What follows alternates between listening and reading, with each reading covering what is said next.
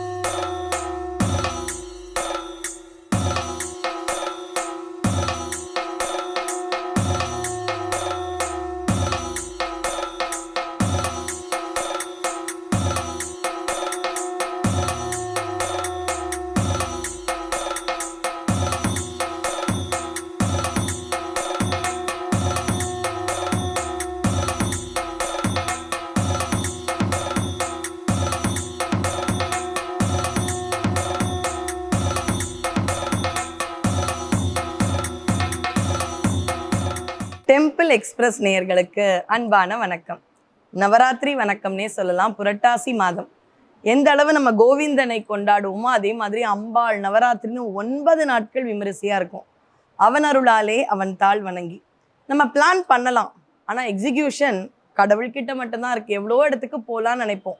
ஆனால் அன்னைக்கு நம்ம வீட்டுக்கு யாராவது விருந்தினர்கள் வந்திருக்கலாம், இல்லை அதை விட முக்கியமான அலுவலகம் ஏதாவது விஷயமா போயிருக்கலாம். அப்போ ஒரு இடத்துக்கு போகணும், சுவாமியை பார்க்கணும் அப்படின்னாலே அந்த சுவாமி அருள் இருந்தால் தானே அந்த ஒரு நொடியே நம்மளால நகர முடியுது.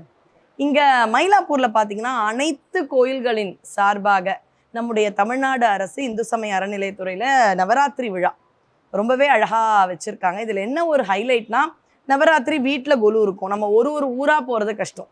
ஆனால் இந்த இடத்துக்கு வந்துட்டா பல தலங்களில் இருக்கும் அம்பிகையை ஒருங்கே தரிசனம் பண்ணலாம். அதுதான் இங்கே இருக்கக்கூடிய ஹைலைட். கற்பகாம்பாள் அப்படின்ற மயிலை தெய்வம், அந்த அம்பாள் கிட்ட இருந்தே துவங்கலாம். இந்த திருக்கோயிலுக்கு வந்தீர்கள் என்றால் இந்த மசில்ஸ்ன்னு சொல்கிறோம் இல்லையா, சதை, எலும்பு, இது மாதிரியான பிரச்சனைலாம் இருக்கக்கூடியவங்க எலும்பையும் சதையையும் சாம்பலையும் கொண்டு பெண்ணாக்கிய சம்பந்தர் வந்து அருள் பாலித்த தலம். அதனால இது மாதிரி பிரச்சனை யாருக்காவது இருந்தா இங்க வந்து அங்கம் பூம்பாவையிடம் வணங்குங்கள். அது மட்டும் இல்ல, நவகிரக தோஷங்கள் இருந்தால் கற்பகாம்பாள் கபாலீஸ்வரரை வணங்கி அந்த தோஷத்திலிருந்து விடுபடலாம். ரொம்பவே கம்பீரமாக கற்பகாம்பாள் உடனாய கபாலீஸ்வரர் முதல்ல நம்மளை வரவேற்கிறாங்க. இங்க இருக்கக்கூடிய ஒரு தெய்வங்களையும் வணங்கினா என்ன கிடைக்கும், இதெல்லாம் நம்ம கேட்போம் தெரிஞ்சுதான். என்னைக்கோ ஞான சம்பந்தர் கூட திருக்கடைக்காப்புன்னு ஒரு பதிகத்திலையும் எழுதியிருக்கார். இந்த பாடுங்க இது கிடைக்கும், இதை செய்யுங்க இது கிடைக்கும். ஒரு பலன் ரீதியா இன்னைக்கு நம்ம வேணும்னா யார்கிட்ட கேட்க முடியும்? சுவாமி கிட்ட தானே கேட்க முடியும். இங்க 3 தேவிகளின் அம்சம் இருக்கு. ஒரு நாள் காலையில மீஞ்சூர் மேலூர்ல போனா திருவுடையம்மன், மதியம் திருவொற்றியூர்ல வடிவுடையம்மன், மாலை கொடியுடையம்மன், பௌர்ணமியில போகலாம், வெள்ளிக்கிழமைகள்ல போகலாம். போங்க. ஆனா நவராத்திரி சமயத்துல வீட்லயும் கொலு வச்சுட்டு எப்படி போறது? இங்க வந்தீங்கன்னா 3 பேரையும் ஒரே சமயத்துல தரிசிக்கக்கூடிய வாய்ப்பு. என்ன நினைக்கிறோமோ, என்ன வேண்டுமோ வரப்பிரசாதியாக இருக்கக்கூடிய 3 தெய்வங்கள். வரப்பிரசாதியா ஏதாவது ஒரு சங்கல்பம் வச்சுட்டு இந்த அம்பாளை கேட்டிங்கன்னா அவர்கள் கை மேலே அருளை தருவாங்க. அது மட்டுமல்ல, இந்த இடத்துல பார்த்தீங்கன்னா ரொம்பவே அழகா கருகாவூர், திருக்கருகாவூர் கர்ப்ப ரக்ஷாம்பிகை, குழந்தை பாக்கியம் அருள் பண்ணணும்னா அங்கே அந்த அம்பாள் கிட்ட வேண்டி குழந்தை பிறந்த உடனே தங்க தொட்டில் செலுத்துறவங்களாம் இருக்காங்க. அப்பேற்பட்ட அந்த அம்பாளும் இங்கே அருள் பாலிக்கிறாங்க. அது மட்டுமல்ல, திருமீயச்சூர் அப்படின்னு திருவாரூர் மாவட்டத்தில் இருக்கக்கூடிய லலிதாம்பிகை மங்களத்தை அருள்வாள். தயவு செஞ்சு இந்த லலிதா சஹஸ்ரநாமம் இல்லை லலிதா திரிசதி இதெல்லாம் கேட்க ஆரம்பிங்க. இதுக்கெல்லாம் பிரதான நாயகியா ராஜராஜேஸ்வரியா சாக்தத்துக்கே ஒரு தலைவியா இருக்கக்கூடிய லலிதாம்பிகையுமே இங்கே ரொம்ப அழகா இருப்பா. அடுத்தது கேட்டதே அருளும் துக்க நிவாரணி காமாட்சி. ஒரு பிரச்சனையா காமாட்சி கிட்ட 16 வாரம் விளக்கேற்றி வெள்ளிக்கிழமைகளில் வழிபாடு செய்து காமாட்சி அம்மன் விருத்தம் இதை படித்தா எல்லா நன்மைகளும் கிடைக்கும். நம்ம ஏற்கனவே டெம்பிள் எக்ஸ்பிரஸில் ஒரு வீடியோ பண்ணியிருக்கோம். அந்த காமாட்சி இங்கே தவம் பண்ணுற கோலத்தில் யாருக்காக தவம் பண்ணுறா? குழந்தைகள், உலக மக்கள், நமக்காக. அப்படி இருக்கக்கூடிய தபஸ் காமாட்சியும் இங்கே ரொம்ப அழகாக இருக்கா. அதுக்கு அடுத்தது பார்த்திங்கன்னா மேல்மலையனூர் அங்காள பரமேஸ்வரி. எந்த தீய சக்திகளாக இருக்கட்டும், ஒரு நெகட்டிவ் வைப்ரேஷனாக இருக்கட்டும், அதுக்கு ஒரு பெரிய சக்தி வேணும்னா அவள் தான். அங்காளின்னு கூப்பிட்டாலே தீய சக்திகள் நமக்குள்ளே இருக்காது. அடுத்தது ஸ்கந்த மாதா அப்படின்ற நவதுர்கைகளில் ஒரு தெய்வமாக இருக்கக்கூடிய ஸ்கந்த மாதாவும் இங்கே இருக்காங்க.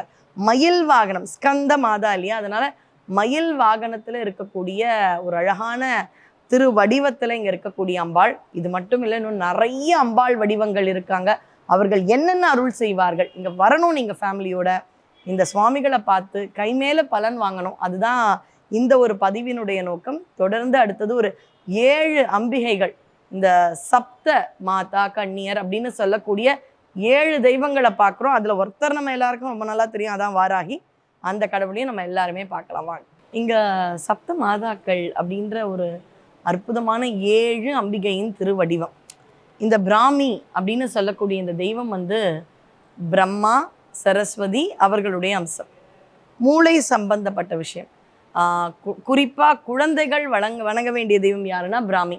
கல்வி, ஞானம் இதிலெல்லாம் சிறந்து விளங்க பிராமி வழிபாடு அப்படின்றது துணை புரியும். அவங்க 2 பேருமே பிரம்மா சரஸ்வதியினுடைய ஸ்வரூபம். அடுத்தது மகேஸ்வரி.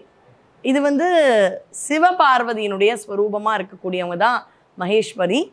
கௌமாரி, அதாவது முருகன் தெய்வ யானை அவர்களுடைய அம்சம். மயில்வாகினியாக இருப்பா. முருகனை வணங்கினா என்னென்ன நன்மைகளோ கௌமாரி அதை எல்லாமே தரக்கூடிய ஆற்றலுடையவள். அடுத்தது வைஷ்ணவி, வெள்ளிக்கிழமைகளில் வணங்க வேண்டியவை. ஏன்? திருமால் லக்ஷ்மியினுடைய ஸ்வரூபமாக இருக்கக்கூடியவ தான் வைஷ்ணவி தேவி அப்படின்ற அந்த வைஷ்ணவி தேவியினுடைய அம்சம்.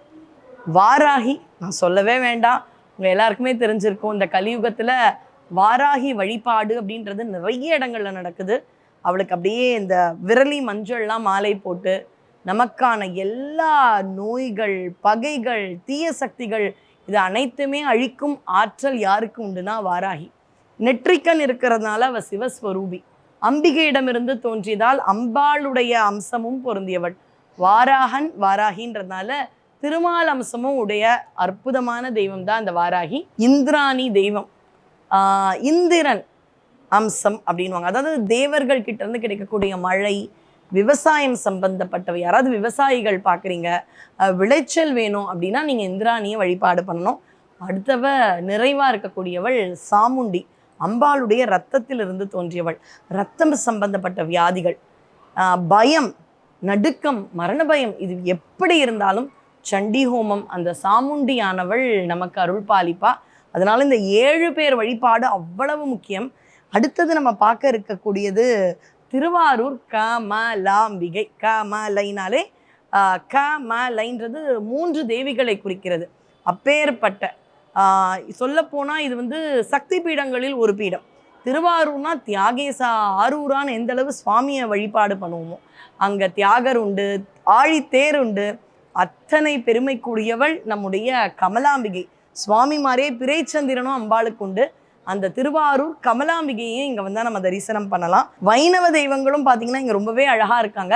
அவங்களையும் நம்ம தொடர்ந்து தரிசனம் பண்ணலாம் வாங்க. சீதா கல்யாண வைபோகமே, ராமர் சீதை இருந்தாலே மங்களம்.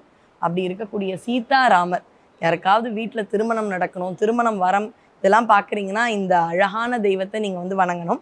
அதை தொடர்ந்து பார்த்தீங்கன்னா இங்கே ஸ்ரீவில்லிபுத்தூர் ஆண்டாளும் இங்கே ரொம்பவே அழகாக இருக்காங்க. ஆண்டாளையும் நம்ம பார்க்கலாம் வாங்க. ஆடிப்புறத்து நாயகியா ஆண்டாள் இங்கே பார்த்தீங்கன்னா சைவம் ஒரு கண், வைணவம் ஒரு கண் அப்படின்ற லெவல் தான் நம்ம எல்லாமே வழிபாடு பண்ணுவோம். வீட்டில் கண்டிப்பாக ஆறுபடை வீட்டு முருகரும் நம்ம வீட்டு குழுவில் இருக்குன்னா தசாவதாரம் இருக்கும், அஷ்டலக்ஷ்மி இருக்கும். அதனால இங்கே வைணவ தெய்வங்களுமே ரொம்ப அழகாக இருக்காங்க. ஆண்டாள், லக்ஷ்மி நாராயணராக இருக்கக்கூடிய இது ரொம்பவே அழகாக இருக்குது. புரட்டாசி மாதம்னு பார்க்கும் பொழுது கோவிந்தா அப்படின்ற மாதிரி சுவாமியும், இங்கே அமர்ந்த நிலையில் பத்மாவதி அம்மை மாதிரி இங்கே இருக்கக்கூடிய லக்ஷ்மி நாராயணர். அது மட்டும் இல்லை, இங்கே பார்த்தீங்கன்னா மண்டைக்காடு பகவதி அம்மன். இந்த பகவதி அம்மன் வழிபாடு அப்படின்றதே பார்த்தீங்கன்னா சோட்டானிக்கரை பகவதி, மண்டைக்காடு பகவதி, எவ்வளவு பெரிய பில்லி, ஏவல், சூனியம் இது மாதிரி இருக்கக்கூடிய தீய சக்திகள் இருந்தால் அந்த அம்பாள் அப்படியே பொடியாக்கக்கூடிய ஆற்றல் வல்லமை மிக்கவள் தான் பகவதி அம்மன். அந்த அம்பாளுமே பார்த்தீங்கன்னா இங்கே ரொம்பவே அழகாக இருக்காங்க. தொடர்ந்து நம்ம குலசேகரப்பட்டினம் போகலாம் வாங்க. குலசேகரப்பட்டினம் முத்தாரம்மன், திருச்செந்தூர் முருகனை யாரெல்லாம் வழிபாடு பண்ணுறீங்களோ பக்கத்தில் நீங்கள் சென்று வழிபாடு செய்ய வேண்டிய தலம் எது அப்படின்னு பார்த்தீங்கன்னா குலசேகரப்பட்டினம். நவராத்திரி விழா அவ்வளவு விமரிசையாக நடக்கும். இது பக்கத்தில் தான் காரைக்கால் அம்மையார் அவங்க கணவனை தேடி வந்த இடம் இதெல்லாம் இருக்குது. அதனால் நிறைய வரலாற்று செய்திகள் இருக்கக்கூடிய இடம் தான் குலசேகரப்பட்டினம். அடுத்தது கருணையே வடிவமான அகிலாண்டேஸ்வரி. ஆனை காவிலோர் அம்மா அழைக்கின்றாள் அம்மா அப்படின்னு அகிலாண்டேஸ்வரி நின்ற கோலத்தில் இருக்கக்கூடிய அழகான வடிவம். அவளை தொடர்ந்து நம்முடைய எல்லை தெய்வம் பகவதி கன்னியாகுமரி அம்மன் அவங்களும் இருக்காங்க. பட்டீஸ்வரம்னு சொல்லும் பொழுதே துர்க்கை அம்மன், அந்த துர்க்கை அம்மனுமே ரொம்பவே கம்பீரமாக இங்கே அருள் பாலிக்கக்கூடிய ஒரு அழகான காட்சி. எல்லாரும் வந்து பயன்பெறணும். நிறைவாக மகிஷாசுர மர்தினியை நம்ம தரிசிக்கணும் செய்யலாம் வாங்க. பல கரங்கள் தாங்கிய துர்கா தேவி நம்முடைய தீவினைகள் எல்லாத்தையும் அழித்து நன்மைகள் தரக்கூடிய அழகான கோலத்தில் சரஸ்வதி, லக்ஷ்மி, துர்க்கைன்னு எல்லாரும் சேர்ந்த ஒரு வடிவம் தான் இந்த மகிஷாசுர மர்தினி. நவராத்திரியில் அத்தனை பேரும் சேர்ந்தே உங்களுக்கு அருள் தரும். நீங்கள் வணங்கினா போகிறோம் அப்படின்னு சொல்கிற மாதிரியான ஒரு மகிஷாசுர மர்தினி தெய்வம் கூட இங்கே ரொம்பவே சிறப்பு அம்சமாக நிறைவாக இருக்காங்க. இங்கே 4 திசையில் குலு இருக்குது, அதில் 9 படிகள் இருக்குது. குழந்தைகளெல்லாம் கூட்டிகிட்டு வந்து நீங்கள்லாம் காண்பிக்கணும் அப்படின்றது தான் ஆசை. ஏன்னா அதனால்தான் எல்லா கோயில்கள் சார்பிலும் இங்கே மயிலாப்பூரில் நடக்குது. இந்த ஒரு பொம்மைகள் பார்த்திங்கன்னா சிலதெல்லாம் சரித்திரங்கள் சொல்லும் விதமாக இருக்குது. எல்லா கோயில்களின் இறைவிகளும் இருக்காங்க. அதனால் இந்த பிரம்மாண்ட கொலு மட்டும் இல்லை, சுற்றிலும் இருக்கக்கூடிய தெய்வங்கள். மாடியில் பார்த்திங்கன்னா முதல் தளத்தில் கலை நிகழ்ச்சிகள், அம்பாள் பூஜை, கன்னியா பூஜை, சுமங்கலி பூஜை இதெல்லாம் ரொம்பவே அழகாக தினம் நடக்குது. அதனால் இந்த 10 நாட்கள் மாலை வேளையில் குடும்பத்தோடு வந்து இந்த தெய்வங்களையும் தரிசனம் செய்து பிரம்மாண்ட குலுவையும் பார்த்து அம்பிகையினுடைய அருளையும் பொருளையும் பெற்று ரொம்பவே நல்லா வாழணும். ஓம் சக்தி பராசக்தி. நன்றி, வணக்கம்.